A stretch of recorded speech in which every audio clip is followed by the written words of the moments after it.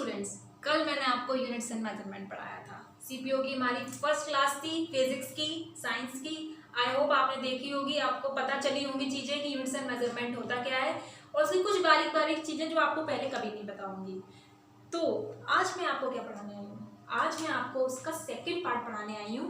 इस बात का आप पूरा पूरा ध्यान रखिए कि यूनिट्स एंड मेजरमेंट आपको मैं इतना अच्छा पढ़ा दूंगी, आपका हर एक पोर्शन यूनिट्स एंड मेजरमेंट का आसानी से सॉल्व होगा। ओके, आप खुद देखिएगा इस टॉपिक को करने के बाद। हाँ, बट ये इसके जो वीडियोस हैं कुछ पार्ट्स में आएंगी, आप पार्ट वाइज उसको देखिएगा। ओके, तो आज मेरा सेकंड सेशन है यूनिट्स एंड मेजरमेंट का। मैंने आपको 7 फंडामेंटल क्वालिटीज आपको मैंने डिस्कस करी थी, उसकी 2 सप्लीमेंट्री क्वालिटीज, 2 सप्लीमेंट्री क्वांटिटीज भी मैंने आपको डिस्कस करी थी। 7 फंडामेंटल क्वांटिटीज मैंने आपको डिस्कस करी थी, आपको मैंने होपफुली बताया था क्या होती हैं वो, और 2 सप्लीमेंट्री क्वांटिटीज मैंने आपको बताया था। तो वो आपने अच्छे से पढ़ी होगी, देखी होगी। अब मैं आपको बता देती हूँ कि नेक्स्ट इसका सेशन क्या है। अब मैंने आपको बताया कि वेक्टर क्वांटिटीज क्या होती है। वेक्टर क्वांटिटीज क्या होती है? वेक्टर क्वांटिटीज, स्केलर क्वांटिटीज और टेंसर क्वांटिटीज, ये मैं आपको डिफरेंशिएट करके बताऊंगी, जो आपको आज के बाद कोई दिक्कत इसमें नहीं आएगी। ठीक है, काफी बच्चों को इसमें कंफ्यूजन रहता है, ये मैं इसमें ऐड और कर देती हूँ, इसी में पढ़ा देती हूँ मैं वेक्टर, स्केलर और टेंसर। वेक्टर क्वांटिटीज क्या होती हैं? ऐसी क्वांटिटीज जिसमें मैग्नीट्यूड प्लस डायरेक्शन दोनों चीजें आती हैं। ऐसी those quantities which is covered by the magnitude as well as direction। तो क्या आता है इसमें? magnitude plus direction।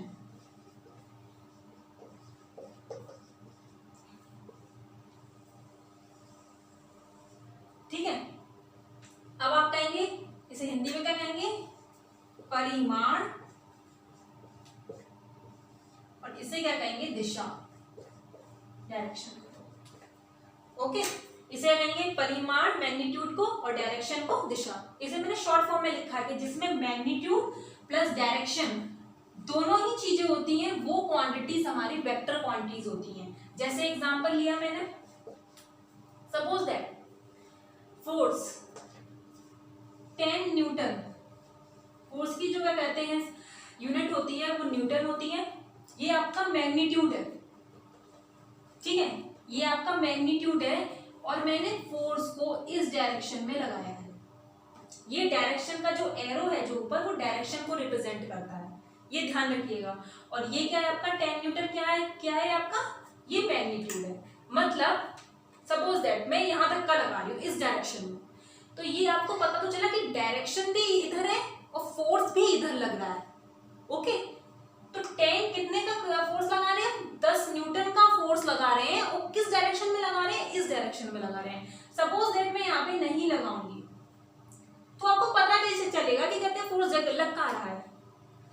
यहाँ भी लग सकता है, यहाँ भी लग सकता है, कहीं भी लग सकता है। फोर्स तो वैसे भी एक वेक्टर क्वांटिटी होती है, तो इसलिए हम इसे एरो से रिप्रेजेंट करते हैं ऊपर। ओके, तो इसमें मैग्नीट्यूड भी हो, डायरेक्शन भी हो, तो वो क्या कहते हैं? हमारा वेक्टर क्वांटिटी होती है। ऐसी हमारा डिस्प्लेसमेंट होता है, ठीक है, जिसे हम क्या कह देते हैं? 20 किलोमीटर फ्रॉम नॉर्थ। ठीक है, ये फोर्स हो गया हमारा, और ये डिस्प्लेसमेंट हो गया। डिस्प्लेसमेंट और डिस्टेंस अलग, दोनों में डिफरेंशिएट होता है। जब आपका टॉपिक आएगा स्पीड एंड वेलोसिटी, तो मैं वहां पे आपको डिस्कस करूंगी कि डिस्टेंस एंड डिस्प्लेसमेंट में मेनली अंतर होता क्या है। बट इनमें मेनली अंतर यही होता है कि डिस्टेंस एक स्केलर क्वांटिटी है और डिस्प्लेसमेंट एक वेक्टर क्वांटिटी है, क्योंकि इसमें मैग्नीट्यूड भी है और डायरेक्शन भी है। बट डायरेक्शन में हमने आपको यहाँ पे लिख के बताया है कि अब ये तो देखो, फोर्स में यहाँ भी लिख सकते हैं 20 किलोमीटर फ्रॉम नॉर्थ, मतलब जो कहते हैं आप चल रहे हैं, वो 20 किलोमीटर की डिस्टेंस आपने कवर करी, कौन सी डायरेक्शन में? नॉर्थ डायरेक्शन में। ठीक है, तो आपका ये तो हो गया आपका मैग्नीट्यूड, और ये हो गई आपकी डायरेक्शन। डायरेक्शन होना कंपलसरी है, तभी आपकी वो वेक्टर क्वांटिटी होगी। तो ये डिस्प्लेसमेंट का हो गया, और ये आपका फोर्स का हो गया। ओके, तो ऐसी क्वांटिटीज क्या होती हैं आपकी, वेक्टर क्वांटिटीज होती हैं, जिसमें मैग्नीट्यूड भी होता है प्लस आपका डायरेक्शन भी होता है। ओके, आई होप आपको अच्छे से समझ में आया होगा। अब हम पढ़ते हैं, इसके मैं एग्जांपल और बताऊंगी आपको एक टेबल की फॉर्म में, आप उसे अच्छे से देखना भी। पहले मैं आपको बता देती हूँ कि स्केलर क्वांटिटी क्या होती है, ताकि मैं स्केलर और वेक्टर के आपको दोनों के एक साथ लिखवा दूंगी पूरे, क्योंकि आपके क्वेश्चन आता है इसमें कि बताइए विच इज स्केलर और वेक्टर, ऐसे करके ए बी सी डी ऐसे कुछ दे दिए जाते हैं आपको, इसमें बताना पड़ता है आपके स्केलर है या वेक्टर है। या फिर आपको सपोज दैट, तो ये आपको उसमें बताना पड़ता है कि स्केलर है कि वेक्टर है, या फिर विच इज स्केलर, तो ये क्या कहते हैं ए बी सी दे दिया जाता है, तो उसमें से आपको बताना पड़ता है कि ये स्केलर है या वेक्टर है। तो अच्छे से आपको पता होना चाहिए। अब मैं आपको बताती हूँ क्या स्केलर क्वांटिटी क्या होती है आपकी, स्केलर क्वांटिटीज ऐसी quantities, those quantities which is covered by the magnitude not by direction. Okay, जिसमें सिर्फ क्या होता है, ओनली मैग्नीट्यूड, इसमें डायरेक्शन का इन्वॉल्वमेंट नहीं होता है, इसमें डायरेक्शन आपकी इन्वॉल्व नहीं होती है। ओके, यहाँ तो मैं आपको क्या कहते हैं ऐसा चार्ट फॉर्म में समझा रही हूँ चीजों को, बट इसके जो फुल नोट्स हैं वो आपको टेलीग्राम लिंक पे मिलेंगे, जो आपको अच्छे से चीजें एक्सप्लेन करेंगे समझने के लिए। यहाँ मैं आपको समझा रही हूँ A to Z कंसेप्ट। हो सकता है क्लास नोट्स में क्या होता है, जब मैं क्लास में समझा रही होती हूँ तो नोट्स में कुछ चीजें नहीं होती है जो मैं क्लास में समझा देती हूँ, और कुछ ऐसा होता है, कुछ वैसे फैक्ट होते हैं जो मैं नहीं बता पाती यहाँ पे क्लास में, तो वो आपको नोट्स में मिलेंगे। तो दोनों चीजें आपके लिए कंपलसरी हैं, क्लास नोट्स भी और आपके जो टेलीग्राम पे जो नोट्स पढ़े हैं वो भी। तो आपको दोनों चीजें पढ़नी है, ध्यान रखना। तो स्केलर क्वांटिटीज में आपके ओनली मैग्नीट्यूड आता है और डायरेक्शन नहीं आती है। अब जैसे स्पीड है, स्पीड आपकी है, ये एग्जांपल है, स्पीड है तो वो आपकी 20 किलोमीटर पर आवर की स्पीड से चल रही है। यहाँ से आप चल रहे हैं 20 किलोमीटर पर आवर की स्पीड से आप चल रहे हैं, ये आपका मैग्नीट्यूड है, पर इसमें डायरेक्शन नहीं है। स्पीड है, आप इतनी स्पीड से दौड़ रही, आपकी गति है, या आपकी गति बताइए आप किस डायरेक्शन में जा रहे हैं, ये आपको नहीं बता रहा है, सिर्फ आपकी स्पीड बताइए।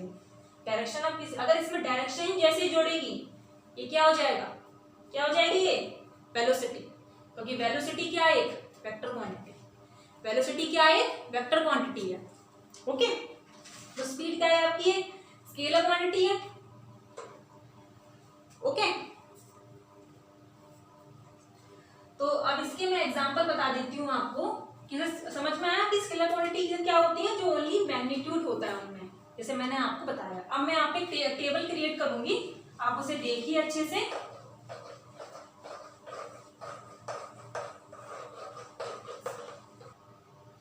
हाँ, तो स्टूडेंट्स मैंने आपको वेक्टर और स्केलर के बीच का अच्छे से डिफरेंस भी बताया, 2-3 एग्जांपल भी मैंने डिस्कस किए, बट मैं आपको यहाँ पे लिस्ट बना देती हूँ स्केलर और वेक्टर की अच्छे से। ओके, ताकि आपको अच्छे से पता चल सके कौन सा स्केलर है और कौन सा वेक्टर है।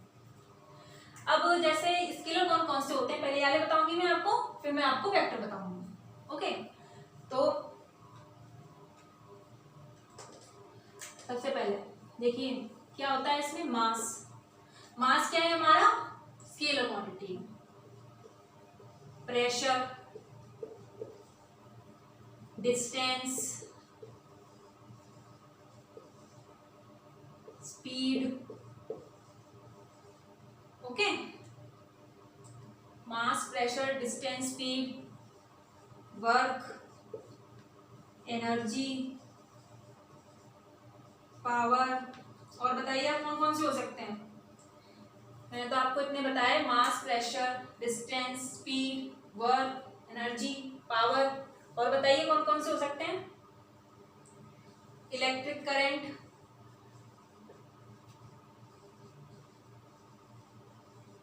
और बताइए इलेक्ट्रिक करंट, हीट,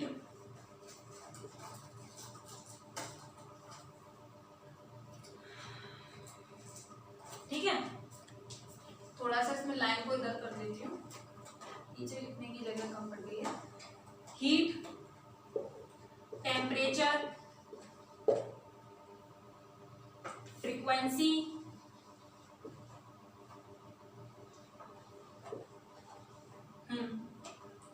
और बताइए कौन कौन से हो सकते हैं? Mass, pressure, distance, work, energy, power, electric current, heat, temperature, frequency, volume, density. Okay, कितने हो गए आपके लिए? 2 3 4 6 9 13। ठीक है, मास, प्रेशर, डेंसिटी, मतलब कि कॉमन एग्जांपल थे जिसमें आपको कंफ्यूजन रहता है कि स्केलर क्या है और वेक्टर क्या है। ठीक है, तो ये तो आगे हो गए आपके स्केलर। अब मैं बताऊं आपको वेक्टर कौन कौन से होते हैं। पहले मैं डिस्कस किया था आपको डिस्प्लेसमेंट, एक्सेलरेशन। ओके, वो भी तो बना होता है final velocity minus initial velocity upon time taken. Velocity से मिलकर बना होता है वेलोसिटी। वेट, वेट भी एक ध्यान रखिए, वेट भी एक तरीके का हमारा फोर्स ही है, ग्रेविटी से रिलेट करता है ये हमारा, कितना ग्रेविटी वर्क कर रही है हमारा। इसकी भी जो यूनिट होती है वो भी न्यूटन ही होती है, वेट की यूनिट भी न्यूटन ही होती है, ये ध्यान रखिए। इसलिए वेक्टर क्वांटिटी है, एक तरीके का फोर्स ही है क्योंकि इसमें ग्रेविटेशनल फोर्स इस पे काम करता है। ओके, तो फोर्स, डिस्प्लेसमेंट हो गया, एक्सेलरेशन, वेट हो गया आपका, फोर्स हो गया आपका, मोमेंटम, मोमेंटम भी आपका क्या है? वेक्टर क्वांटिटी है। मोमेंटम हो गया आपका, electric field, magnetic field,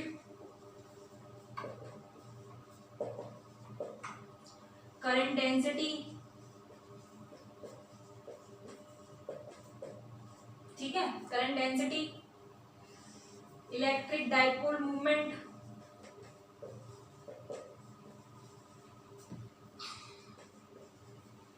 electric dipole movement. I hope आपने ये नोट कर लिया होगा। इसके 2-3 एग्जांपल और रह गए हैं, ये मैं यही बता देती हूँ आपको। करंट डेंसिटी हो गया, इलेक्ट्रिक डाइपोल मूवमेंट हो गया, अब आपका क्या बचा है? थर्मल ग्रेडियंट,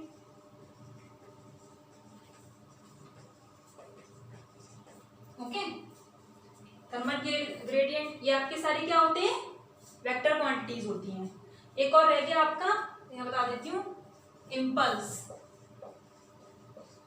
ठीक है, तो ये तो थे आपके scalar, mass, pressure, distance, speed, work, energy, power, electric current, heat, temperature, frequency, volume and density, impulse, displacement, acceleration, velocity, weight. ये एक तरीके का फोर्स ही होता है, इसलिए वेक्टर क्वांटिटी में रखा गया है। Force, momentum, electric field, magnetic field, current density, electric dipole movement, thermal gradient and impulse, ये सारे स्केलर और वेक्टर के आप क्या है? एग्जांपल है। इन्हें हमने डिफरेंशिएट करके लिखा है, अच्छे से आप इस टेबल को नोट कर लीजिए। ठीक है, मैं रफ कर देती हूँ, आप इसे पॉज करके देख लीजिएगा। हाँ, तो स्टूडेंट्स, मैंने आपको स्केलर और वेक्टर की जानकारी दी, क्या क्या डिफरेंशिएट होता है, उनके एग्जांपल भी मैंने आपको डिस्कस किए। अब मैं आपको एक और क्वांटिटी के बारे में बता देती हूँ, ये होती है आपकी टेंसर क्वांटिटी। काफी लोगों को इसमें कंफ्यूजन होता है। ओके, क्या कहते हैं उसे?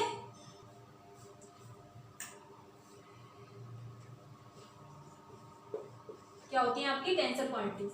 Tensor quantities are those quantities in which magnitude, direction and the plane in which acts. मतलब इसमें मैग्नीट्यूड भी होता है प्लस डायरेक्शन भी होती है इसके अंदर, और एक प्लेन भी होता है जिसके ऊपर ये वर्क करते हैं। ठीक है, मैग्नीट्यूड, डायरेक्शन और एक प्लेन, जिसके ऊपर के प्लेन के ऊपर ये वर्क करते हैं। ठीक है, सपोज दैट ये प्लेन है, ठीक है, इस तरीके से जो वर्क करते हैं, स्ट्रेस, दबाव जो डाला जाता है, तो ये प्लेन के ऊपर ही तो है। अब यहाँ पे ये डायरेक्शन हो गई, जितने का भी दबाव डाला तो कुछ ना कुछ तो लगाया जाएगा।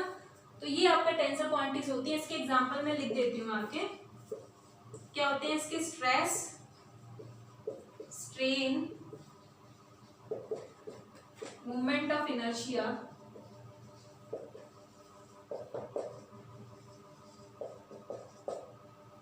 रिफ्रैक्टिव इंडेक्स,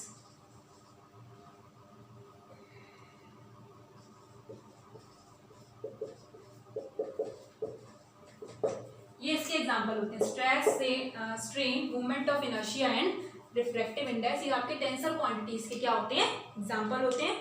ओके, आप ये टेंसर क्वांटिटीज आप देख लीजिए। ओके, हाँ तो स्टूडेंट्स, मैंने आपको वेक्टर, स्केलर और टेंसर क्वांटिटीज मैंने आपको डिस्कस की।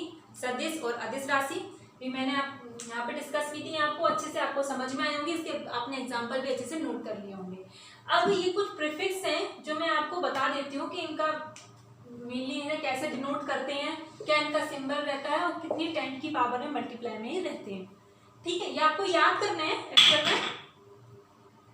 Deci, centi, milli, micro, nano, pico, femto और फर्मी, एटो, जेप्टो और योक्टो, ये आपके 10 है। ये आपको अच्छे से याद करने हैं। इसके सिंबल स्मॉल डी रहता है, स्मॉल सी रहता है, ये स्मॉल में। माइक्रो का जो सिंबल बनता है वो ऐसा माइक्रो में स्टाइल में बनता है। नैनो, पिको, फेम्टो, फर्मी कहते हैं इसे स्मॉल एफ में, ये सारे स्मॉल में बनते हैं।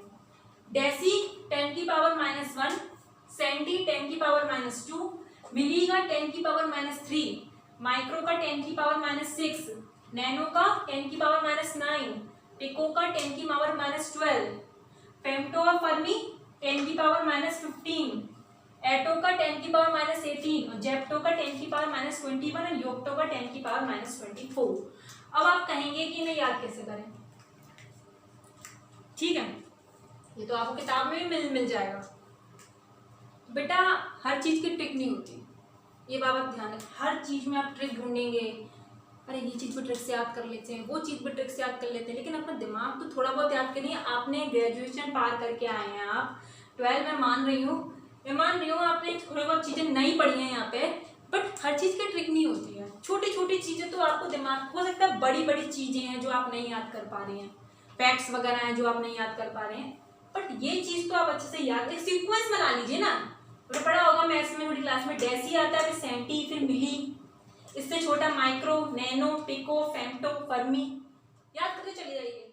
माइक्रो, नैनो, पिको, यहाँ से बताया था कि इसे याद करना कोई मुश्किल थोड़ी ना है। 1 2 3 लिखना है, यहाँ से तो पूरा 3 का टेबल चल रहा है आपका। ओके, ये चीज आपको याद कर लेनी है। और ये तो सारे स्मॉल से ही रिप्रेजेंट होते हैं आपके, ये ध्यान रखिए, बस सारे सबके आगे के लेटर। बट एक माइक्रो का ही म्यू बनता है, इसे म्यू कहते हैं, यही इसका सिंबल होता है माइक्रो का। बाकी सबका तो सेम वही है, डेसी, सेंटी, मिली, माइक्रो। ठीक है, deci, centi, milli, micro, nano, pico, femto, fermi, atto, zepto, yocto, ये सारे आपके अच्छे से याद हो गए। एक बार सिंगल लाइन में आपको याद हो जाएंगे।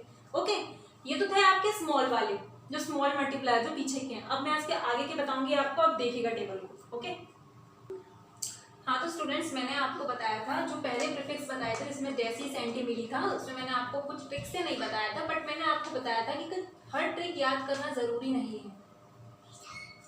कुछ ऐसे जिनकी ट्रिक बन जो बहुत मुश्किल है, जो हमें याद ही नहीं हो सकते, उनकी ट्रिक बनाओ, वो तो आपको याद भी रह सकती है। लेकिन छोटी मोटी चीजें ये तो आपको दिमाग में कुछ सीक्वेंस बना के भी आप याद कर सकते हैं, जैसे मैंने आपको पहले बारे में बताया था। ऐसे इनका सेम यही है। अब ये 10 की पावर से जो बिग ऑर्डर में स्टार्ट होते हैं, जैसे डेका का जो सिंबल होता है वो स्मॉल डी से रिप्रेजेंट होता है।